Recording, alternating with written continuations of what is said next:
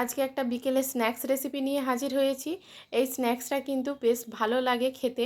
এইভাবে একবার বানিয়ে দেখতে পারেন। সবসময় তো রেস্টুরেন্টে যাওয়া হয় না, তো এইভাবে বাড়িতে যখন খেতে মন চাইবে বানিয়ে নিতে পারেন চিকেন পপকর্ন। এই পপকর্নগুলো কিন্তু বাইরে থেকে খুবই মুচমুচে হয় আর ভেতর থেকে একদম নরম হয়। তো এইভাবে একবার বানিয়ে নিতে পারেন। এখানে প্রায় 200 গ্রাম মতো চিকেন নিয়েছি। চিকেনগুলোকে একটু মাঝারি সাইজের টুকরো করে কেটে নিয়েছি। তার মধ্যে দিয়ে দিলাম পরিমাণ মতো লবণ আর দিয়ে দিচ্ছি ব্ল্যাক পেপার। ব্ল্যাক পেপারটা দিয়ে দিলাম আমি এখানে হাফ চামচ মতো, আর দিয়ে দিচ্ছি সয়া সস 1 চামচ। এখানে দিয়ে দিলাম কাঁচা লঙ্কা আর ধনেপাতা থেতো করে। তারপরে দিয়ে দিলাম হাফ চামচ মতো ধনে গুঁড়ো, লাল লঙ্কার গুঁড়ো, আর দিয়ে দিলাম গরম মশলার গুঁড়ো।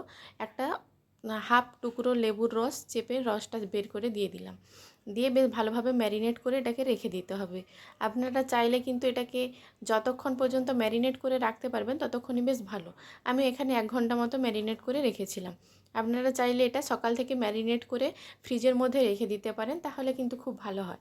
এখানে নিয়েছি ময়দা আর কর্নফ্লাওয়ার। ময়দা আর কর্নফ্লাওয়ারটাকে ময়দার পরিমাণটা বেশি নিয়েছি, কর্নফ্লাওয়ারের পরিমাণটা 4 ভাগের 1 ভাগ নিয়েছি।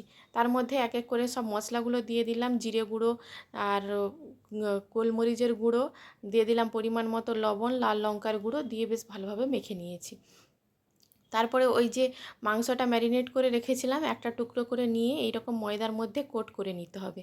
তারপরে এইরকম যে ঝাঁঝরি আছে, এরকম ঝাঁঝরির মধ্যে নিয়ে ঠান্ডা জলের মধ্যে যে এক্সট্রা যে ময়দাগুলো লেগে থাকবে সেই ময়দাগুলোকে এইভাবে ঝেড়ে নিতে হবে। তারপর এইরকম ঠান্ডা জলের মধ্যে এটাকে ডুবিয়ে দিতে হবে।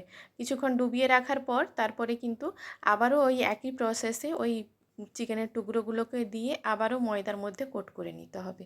ভালোভাবে একটু চেপে চেপে কোট করে নিতে হবে। তারপরে যে এক্সট্রা যে ময়দাগুলো থাকবে সেগুলোকে আবারও ঝেড়ে নিতে হবে।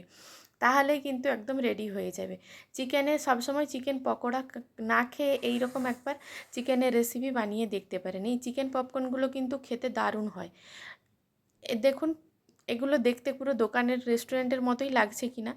তেলটা গরম করতে দিয়ে দিয়েছিলাম। তারপরে তেলের মধ্যে এক এক করে চিকেনের টুকরোগুলোকে দিয়ে মিডিয়াম ফ্লেমে লাল লাল করে ভেজে তুলে নিলেই কিন্তু একদম রেডি হয়ে যাবে বাড়িতে তৈরি করা চিকেন পপকর্ন।